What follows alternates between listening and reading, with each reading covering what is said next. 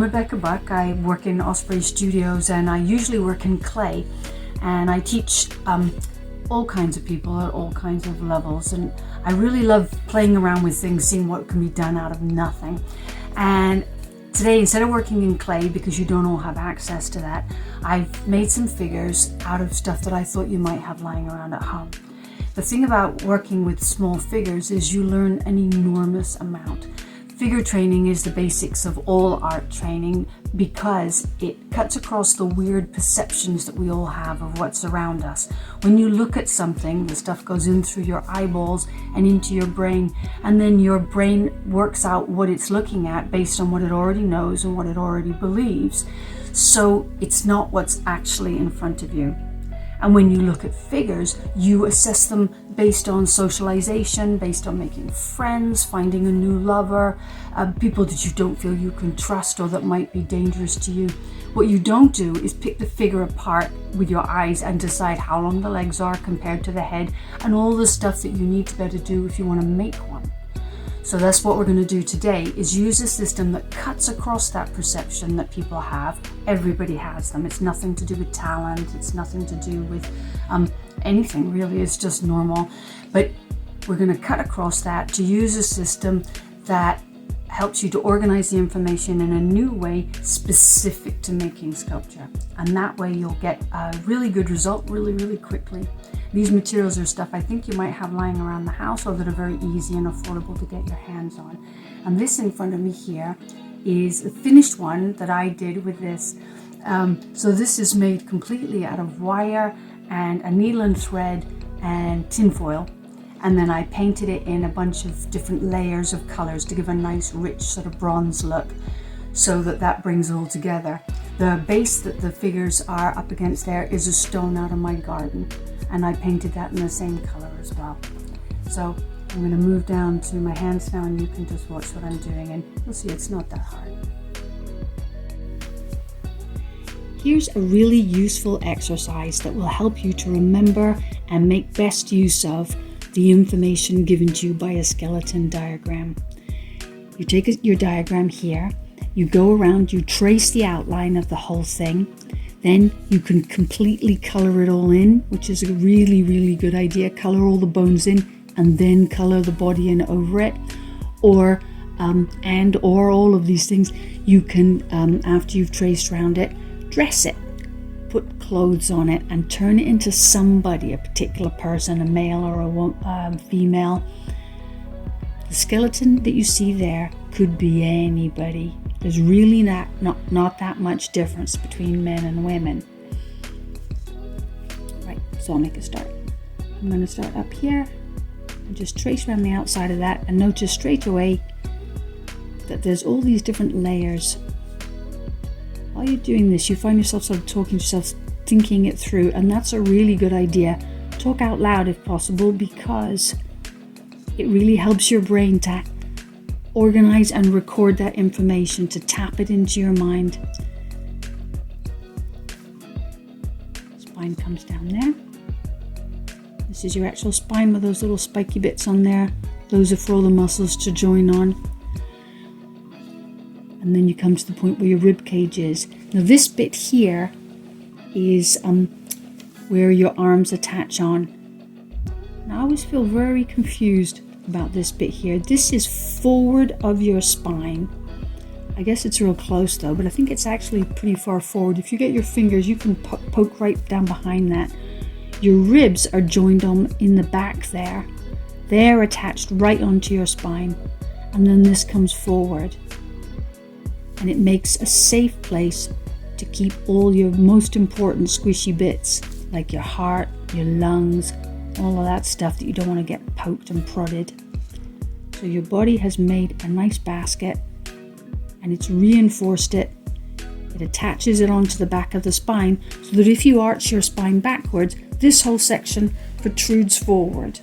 You know that feeling. You stretch back and your rib cage comes right forward. So when you're making a figure, you can remember that and think, okay, what goes on down the back, down this spine here where all the ribs are attached, is a little bit different than what happens in the front when this whole basket can tilt forward. And ease out a little bit. So the gaps between the ribs can spread out a bit. Not that much though, because you don't want a huge amount of movement happening that might damage the contents of that basket. When you bend over, this whole basket shape bends with your spine because it's attached to your spine from there to there. So all the squelchy bits move around inside of there. This bends right forward, and so it changes the shape of the body as you go. It means this whole upper body has quite a distinctive shape.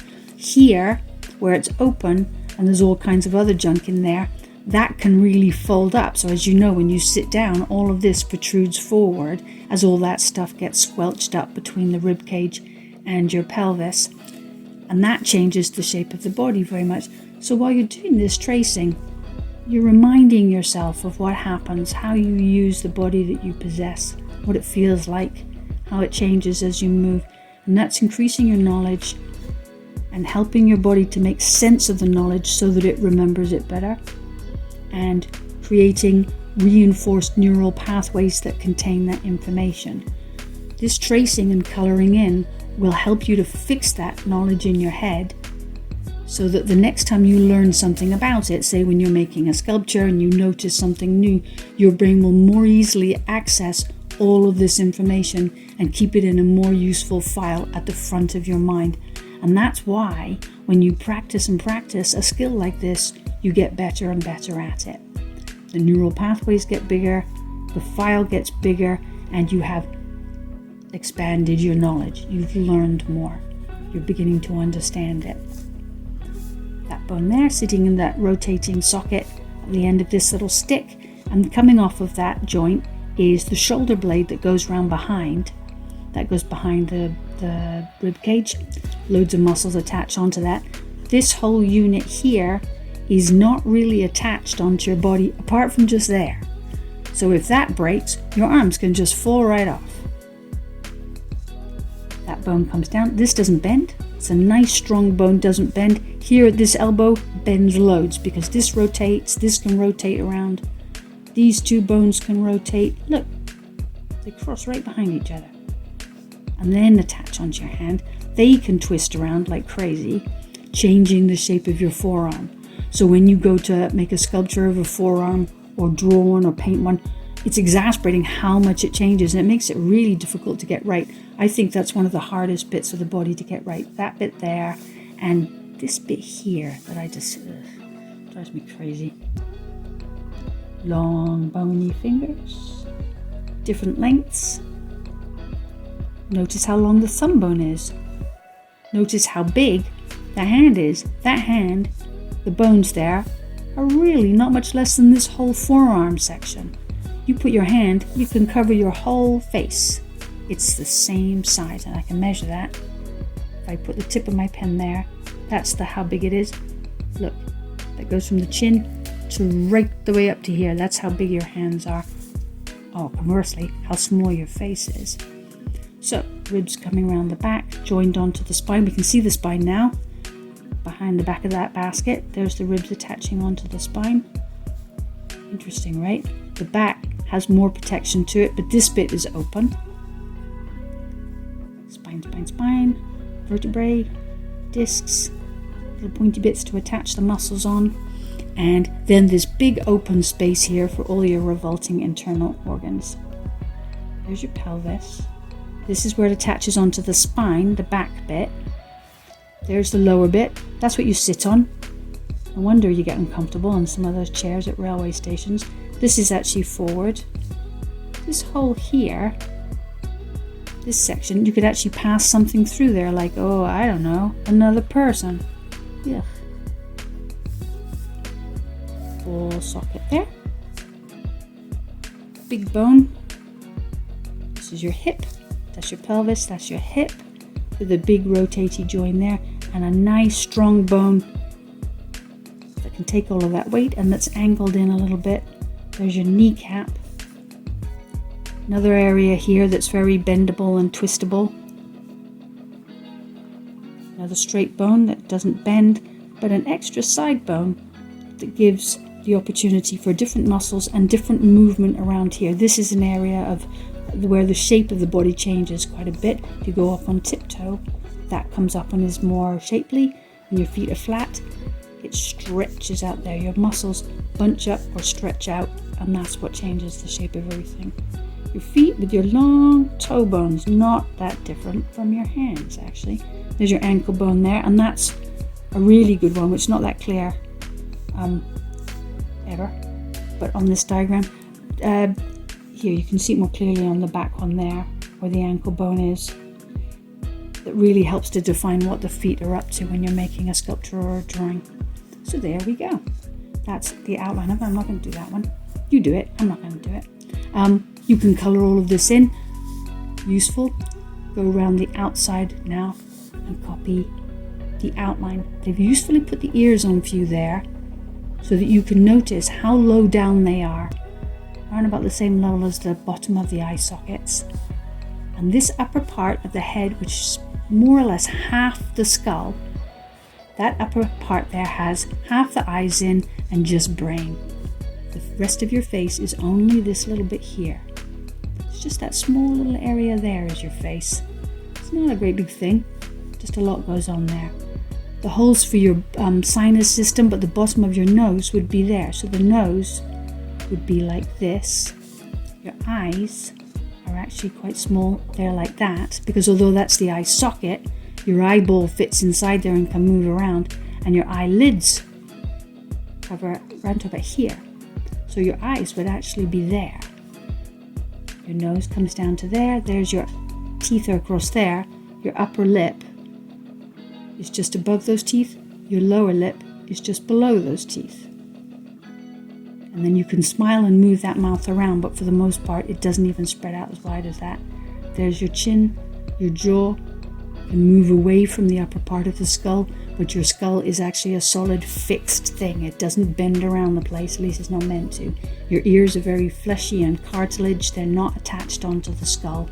They're growing out of the area where your ear hole is, round about sort of there, and that goes up into your brain for all your auditory listening bits and bobs. So your shoulders sloping down, all kinds of muscles crossing over there and down to there to hold that head up. And this area here can change quite a bit. If you're really stressed, you might have these shoulders quite stiff. But if you're much more relaxed, they're more sloping down like that. You might have really big muscles here. You might have all kinds of extra flesh there. All sorts of different shapes you can put onto that. But this is like Mr. Average or Mrs. Average. It's just like regular arms, not hugely muscly. Armpits there. When I was teaching children, a 7-year-old girl taught me this. It's absolutely brilliant. She said, in order to get the armpits in the right place, draw on ladies' underwear, like a bikini. Absolute genius, because we all know what bikinis look like. We know the size of them, the general shape of them, where those straps should go, where it goes underneath. So by doing that, you've got the length from here to here about right. Could be you're putting the boobs in there, could be a man, he's just wearing the underwear for just a minute, just for fun. But on either sex, it helps you to place those armpits. It's very confusing and tricky exactly where they should go. Would you put them higher up by the joint, lower down? They can look weird. You do it this way, you quickly and easily get that. Then, if you've got the bra on, you might as well add the panties. So I'm going to put bikini briefs or big pants, not a thong. A thong's not that informative. Bikini briefs there. And that straight away gives me this distance. And when you're drawing a figure or making a figure, it can be amazingly difficult to get that distance right and to put the waist in the right place. But once you've put a bra and panties on there, you find yourself thinking, oh no, I know how far apart those are meant to be, because I've seen them a bajillion times. I even wear them sometimes, and they're very, very easy to remember because they're just, pretty simple shape. So use that as a trick. 7 years old, this kid. I don't know where on earth she got that from.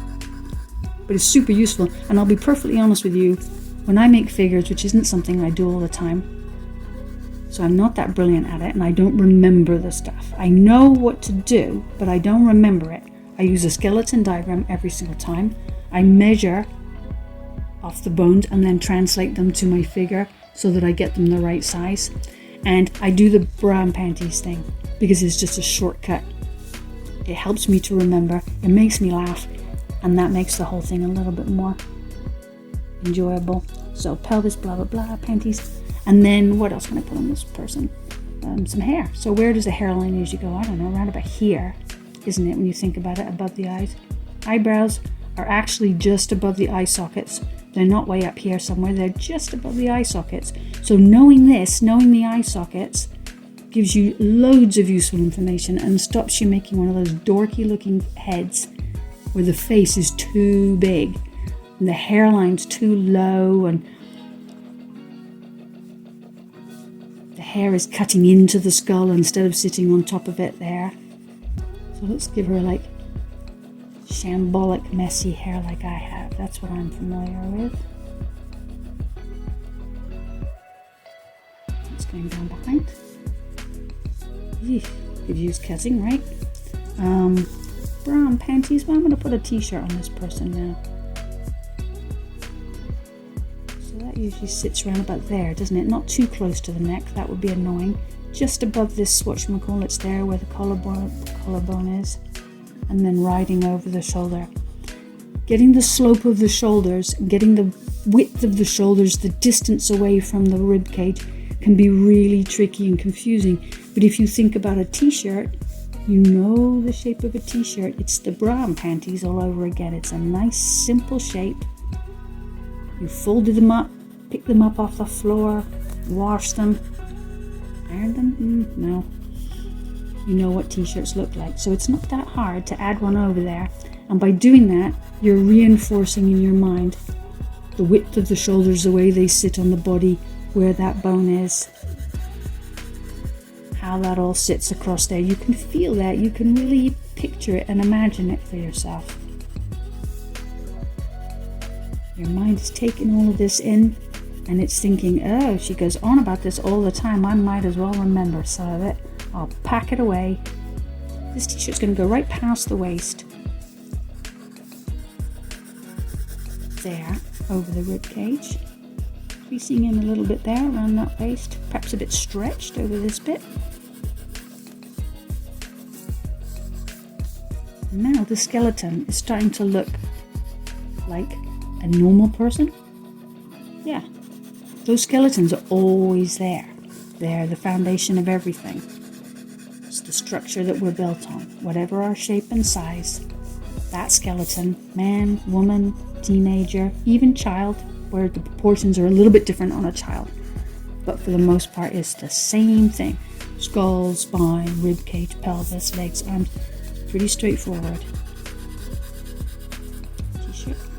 I won't do trousers, that's a bit easy. Let's go for a bit of a short skirt. Even a little bit simple. That covers all of that over and blends that in.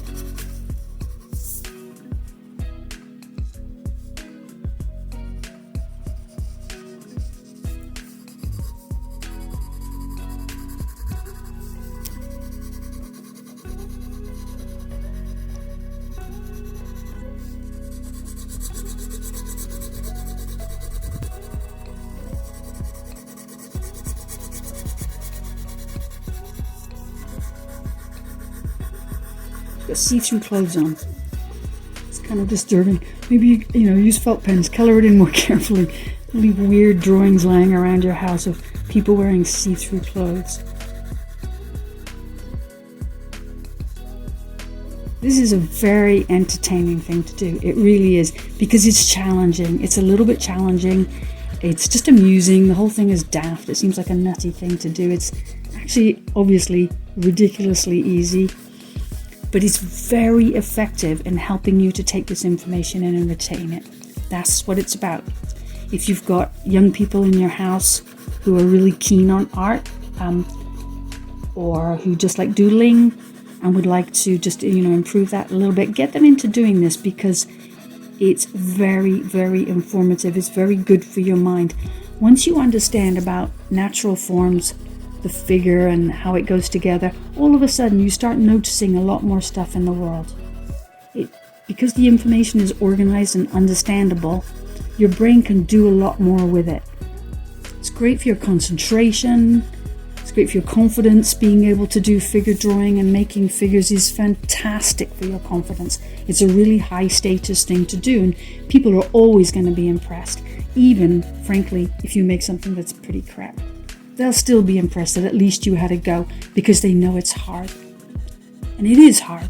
It's hard because our brains don't think about us as looking like this in these proportions. Our brain thinks our face is big, our eyes are huge, our hands are strangely small, our feet are, well, whatever, who cares about feet? They're pretty small, I guess. Your brain doesn't care. It doesn't care about all of these bits. It's not important to you. It's not important in your daily life when you're trying to make friends, trying to get to know people, trying to figure out how everything works, how to pay for everything. It's not important, so your brain doesn't remember that stuff. Why would it bother? What it remembers is how to identify if somebody's a bit of a creep, or lying, or really nice, or needs your help, or would benefit from something that you know. All that social stuff that humans really, really are good at. Cooperating, caring about each other. That's what's normal to us, not wondering how big your joints are. That's for specialists. Medical people, artists, you, people who want to be able to make those things or repair them or repeat them.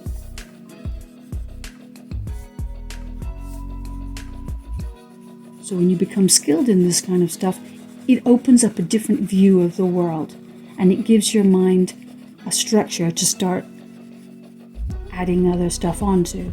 Simple things like, once you know the structure of a body, it's more easy to figure out what a person might have done that's causing them pain, for example. Once you know the structure of the body and how the body sits, it's easier to notice if a person's very stressed and maybe they're holding their body language in such a way that is protecting themselves, and you'll recognize that more quickly because you see the body more clearly. That's good. It's good.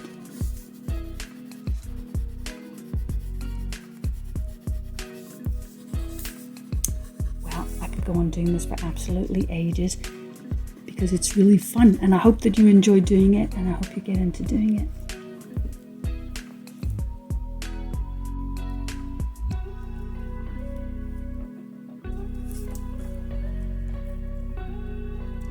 So notice on here you get the size of the basic skeleton, and this skeleton diagram is going to give you the proportions of your figure so that it looks good.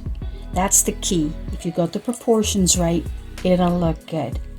So there's your rib cage there, your skull, neck, that bunch of bones in between. And here, most importantly, not most, but pretty importantly, is your pelvis. And I'm going to put a piece of cardboard in there and tape that so that the legs are held apart in a naturalistic way. There's a bunch of common mistakes that get made with figures, and one of them is having the legs sticking out in a weird way.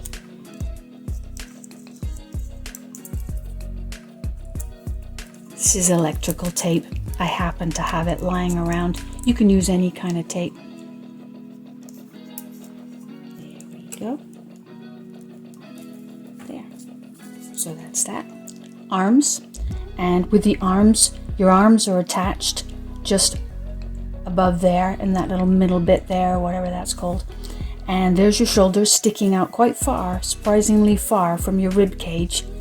And we want that to be set centrally. A little bit of tape.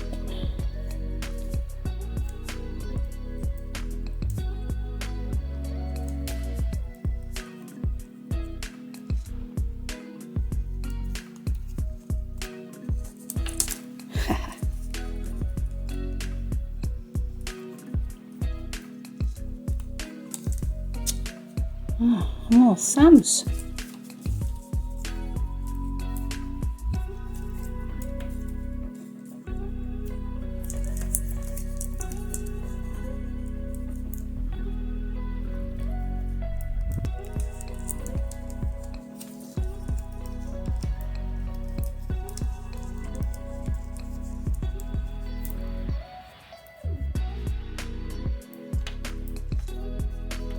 There we go. Sort of that. At the end here, I've left the wire really long for when I want to attach that onto a base.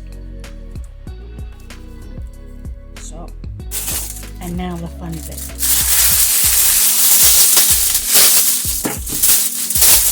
Cheap kitchen foil.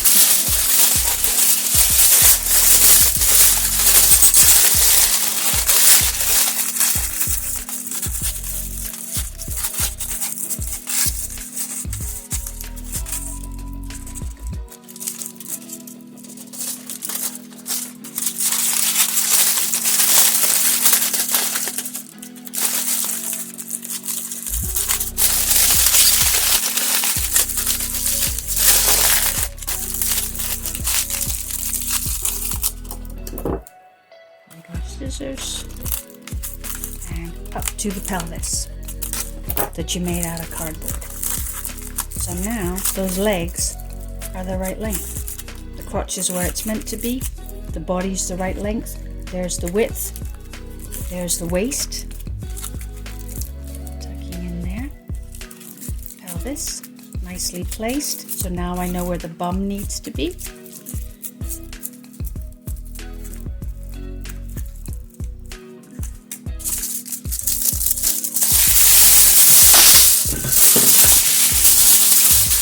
The arms, put that back on my diagram, the arms I've taken right the way down to the tips of the fingers, and I'm just going to bend that at the wrist so that I got the hand the right size. Really common on figures. People make the hands way too small and then it looks creepy, kind of Donald Trump thing going on there. Nobody wants that. I'm also going to mark on the elbow on one of them. Elbows tuck into the waist.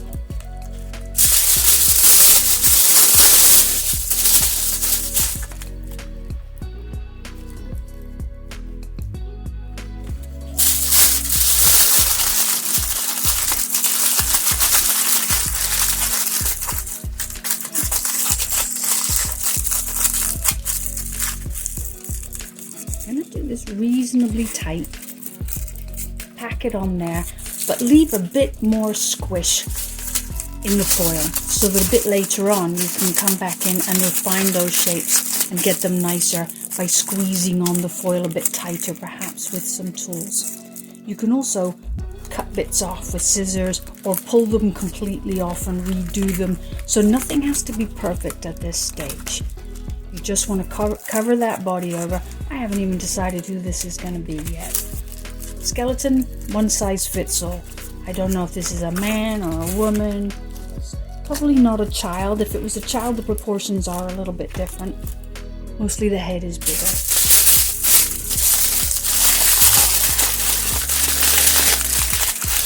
A bit of a bum.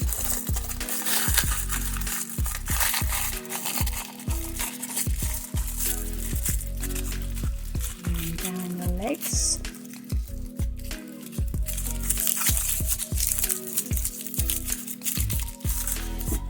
This is really fun. The sculpture bit.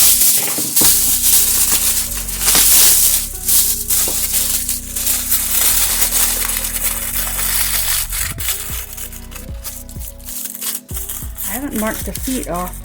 You don't want to make the feet too small either because that also looks weird and creepy.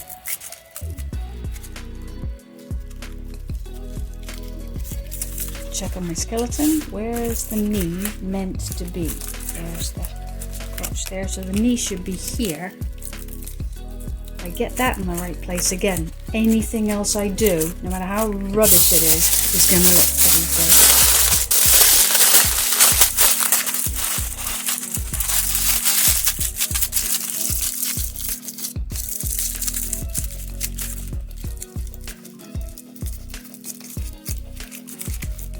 If you use things like Sculpey or Daz, any of those fibrous self-hardening clays, Fimo, although Fimo is quite expensive for doing a thing like this, you could make your original armature like this with foil, get most of the form with foil, and then apply on your nice modeling compounds. with tools to get the detail and to get the fine work. And that way you don't use as much of that expensive material, but also I do think you get a better look because you start out simply with the wire armature, get the proportions right. Then you can use the foil, get the volume right, the shape of the body right, according to who you want it to be. Maybe an animal, maybe an old person, maybe a big curvy person, or a little bitty skinny bodybuilder type. Then you come in with your modeling compound and put on those fine details that really begin to describe exactly who that person is, not just their shape, but who they are, what they do, what they're like, what they wear.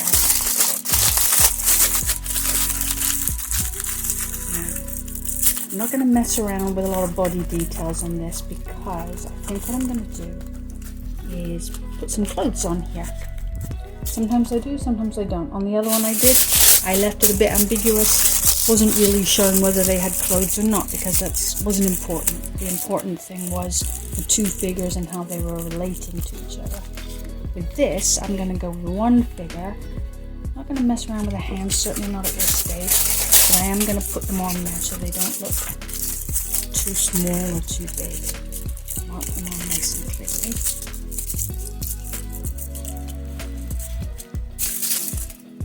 Head looks a bit small, but you know what? Heads are pretty small. There we are. That is not too small. That's just my human perception going, no, heads are really big, and faces are really big on the head, and the mouths are big, and the eyes are huge. It's not true. Our heads are actually pretty small, and our facial features are surprisingly small. They occupy a really tiny area of the head. Hair? Yeah, why not? Now I can start doing what looks good, playing with it as I go.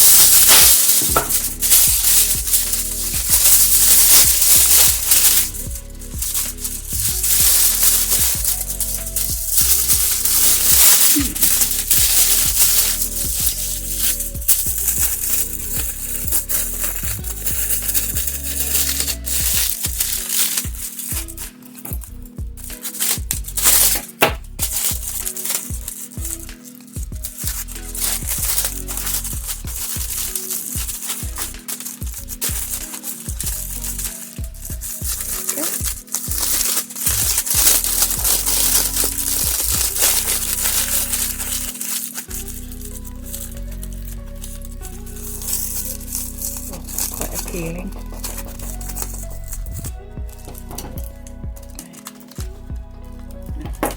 I'm not going to cut that. I'm going to pack that foil in there instead. It's quite tempting to use the foil as if it was fabric and have it be quite thin, but when you get to the last stage, you want to be able to press on that foil to get a really nice surface. I'll show you something before I do anything else. Look at this. This is a ball of foil. And it was just a crumpled ball, you know, like a rolled up bit of foil. I painted it black, and then when it had dried, I polished it with the back of a spoon. I polished it all over like that and packed that surface in, and you get this really nice tight looking surface. It's like silvery black. I really like that a lot, and it's surprisingly strong as well. It would be nice to be able to do that with this. That's my broken mirror.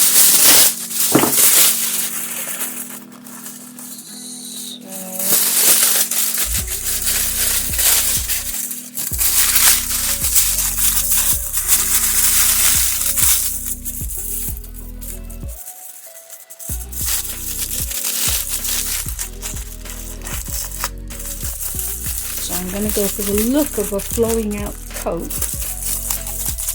but it's going to be solid so that I can get that texture from it. Give you the little foil. I could put some other paper or something in there.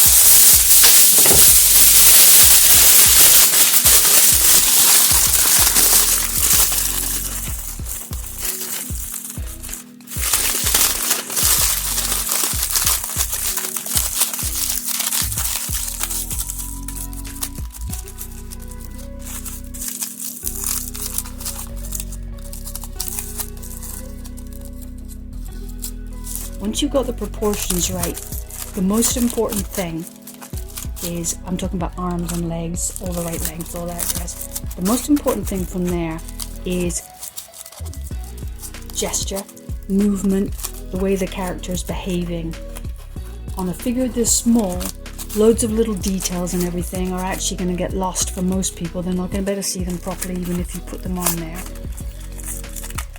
But they can see strong movement, bit of a story going on. So here's a person caught in the wind. Their coat's blowing around the place. It's going to make an interesting shape. They'll be standing on a block. And that's all there is to it. Person caught in the wind. It's a great image. Bit romantic. Bit of drama. And people then make up their own stories in their head, either about the last time they got caught in the wind, perhaps they had an argument with somebody and went off on a stormy day and let the weather just, spell it all out for them.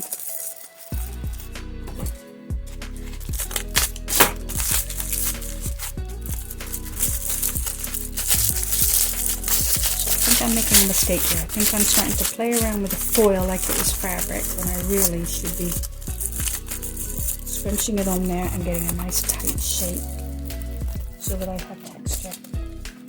That hard texture off that ball,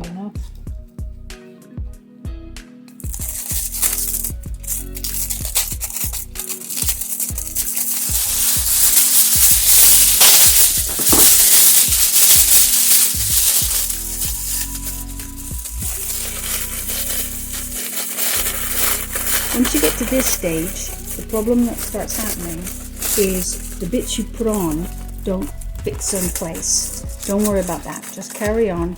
We'll sort that out using a needle and thread in a minute.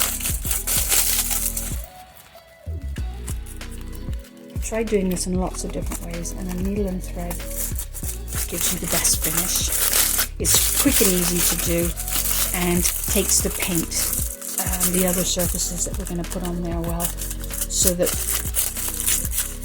the colour doesn't crawl away, like it would do if it was all sellotape and stuff. Plus all these different other materials, things like tape and glue, they get really hard to control and they don't always leave a very good look. There, I'm not going to mess about that. I could fiddle around with this for hours. I'm terrible like that. That's going to be my basic thing.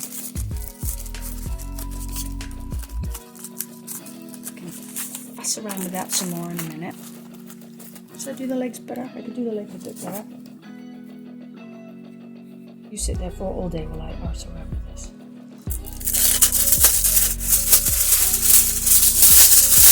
I would though, left to my own devices, if I wasn't demonstrating for you and wanting to get on with it so you can just see what happens next, I would play with this for hours. Because it's fun.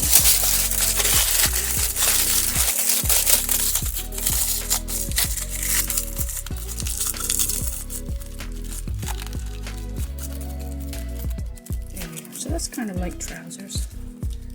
Kind of, that's enough. No, nearly enough.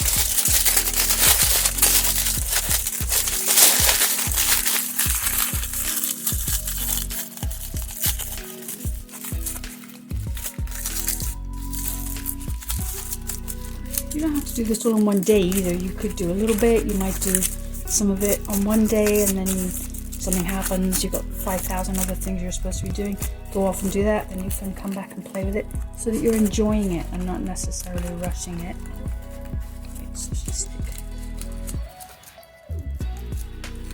Whoa, it's windy.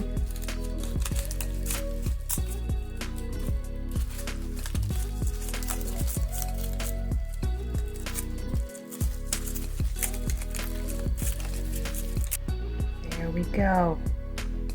So I added a little bit more foil, played around with the base a bit more, added some wire on there and fixed it onto the block with duct tape.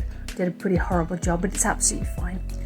And the gesture's looking great. I'm really pleased with the pose. I added a little bit to the face.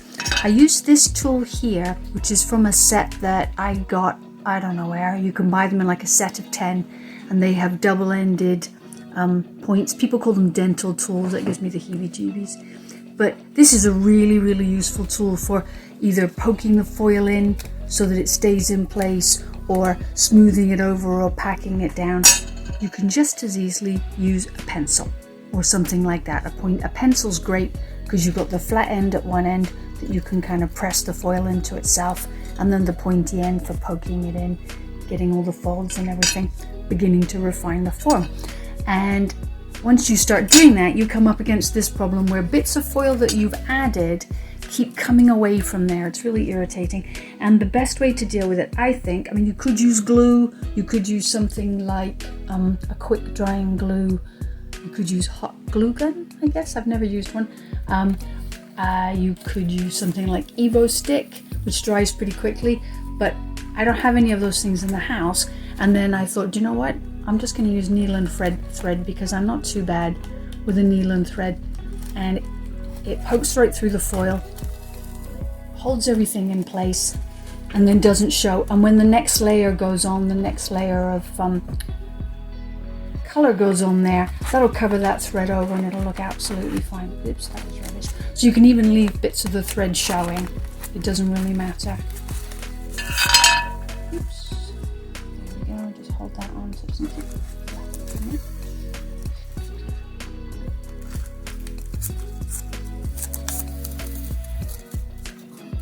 The paint we're going to use is acrylic paint, which is basically a liquid plastic, and that will of course stick everything down a bit. So this needle and thread business just needs to be to hold it in place, and when the layers of paint go on there, they will hold it in place a bit. Plus we're going to scrunch the foil in some more.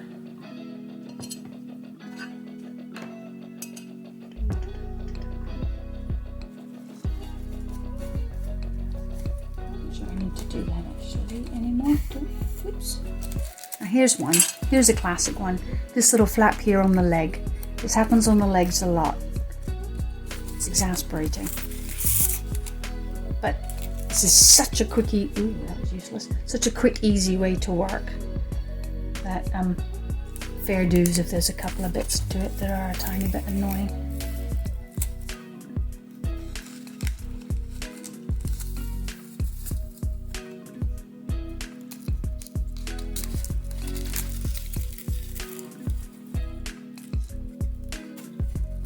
A lot of times, particularly on a sculpture like this, it's actually quite small and we're not going to get involved in loads of detail.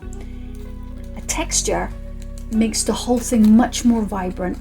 It's not a naturalistic texture, it's not realistic, but it gives the surface some interest and creates movement.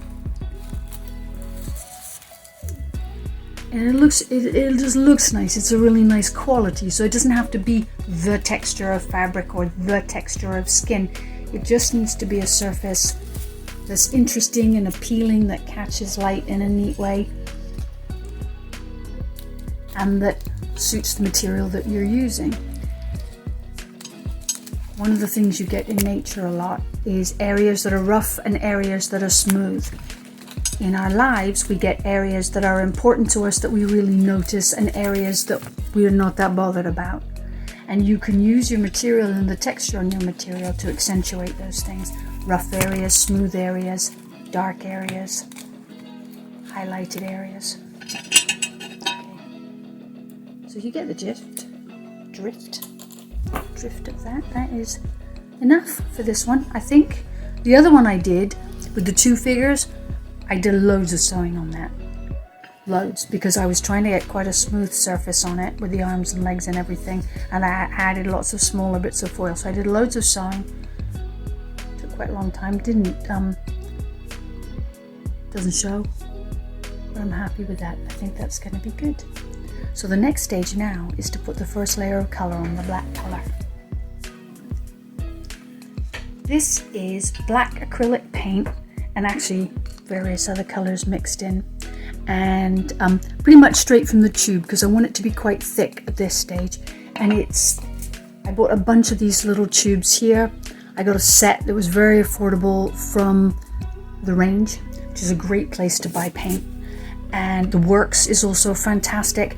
Some of the really cheap acrylic paints are very thin and very translucent and can actually be fantastic for this, because then the foil color really shows through, the light shines through the colors, but they can be a bit on the watery side.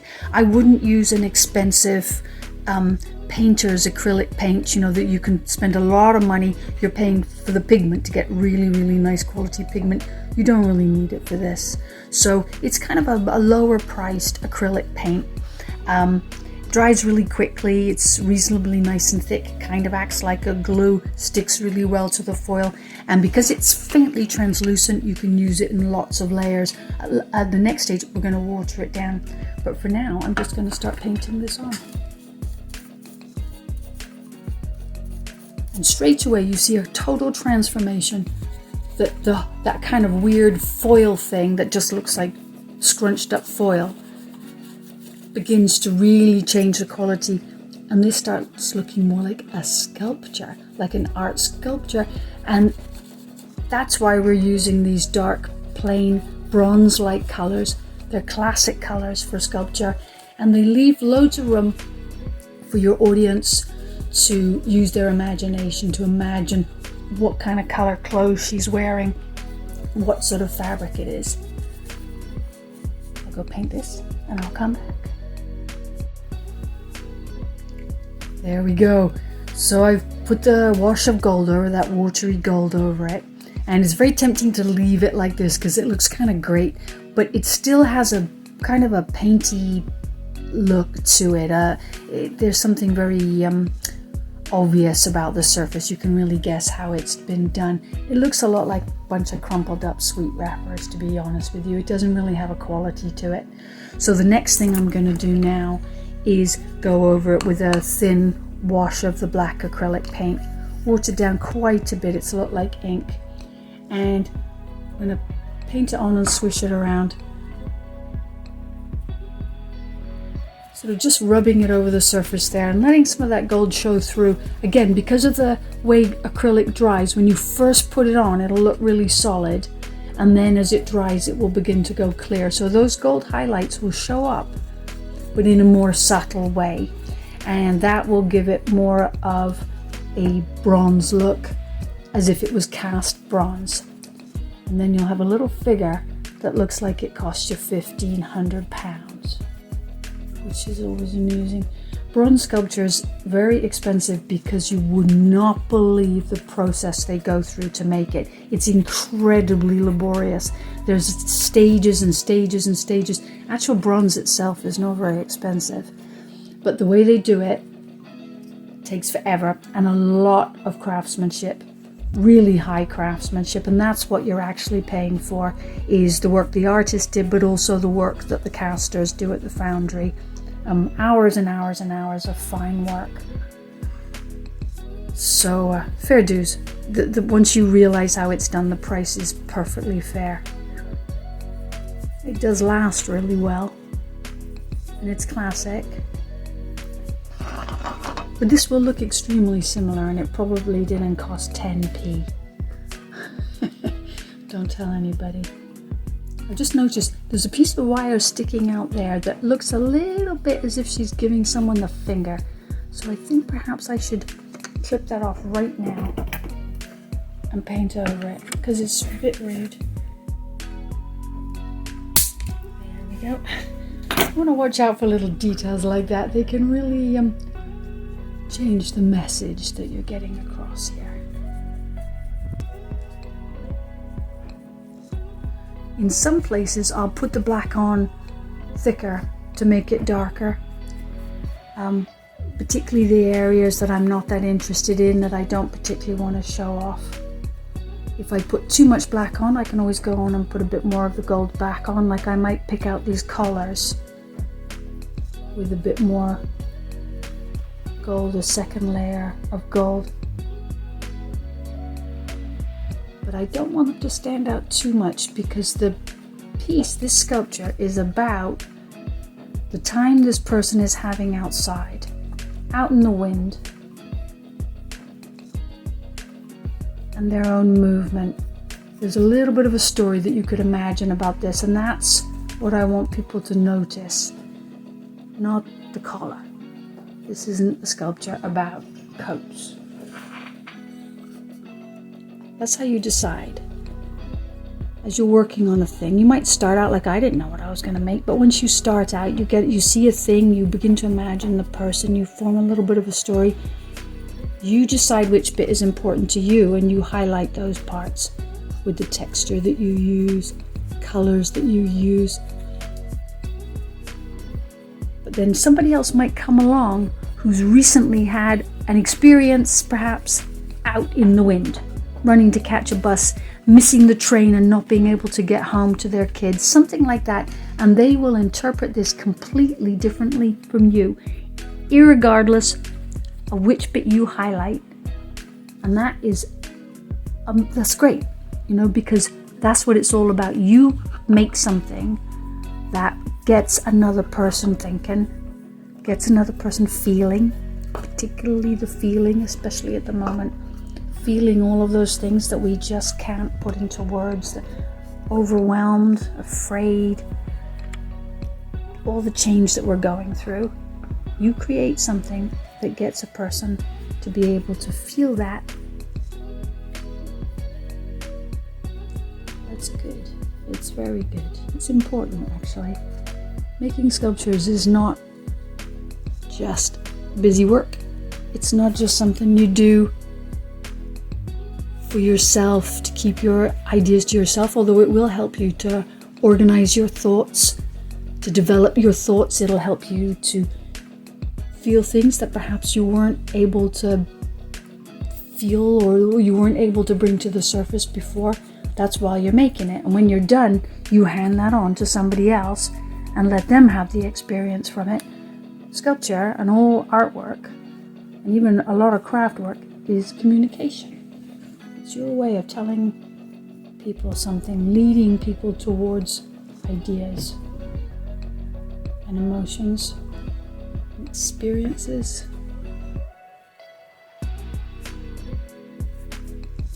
Just like music.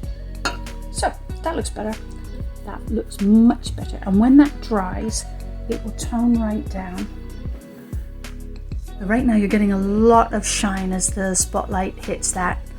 And so it looks very glossy, but this color will in fact tone down. The surface will be a bit of a satin surface, and it'll be more like this one, where it's toned right down. Still a bit of a sheen on it. That gold on the stone, that's just the natural texture of the stone. I didn't have to do anything there. This is the foil, rubbed in quite tight. This is actually quite hard in places, so as you can see I can still move it. The stone and the figures, their texture isn't that different. It's just a little bit different. And to me, that's partly what this is about, People being natural, part of the natural world themselves. Feeling the things that everything and everybody in the natural world feels. Have fun making your sculptures.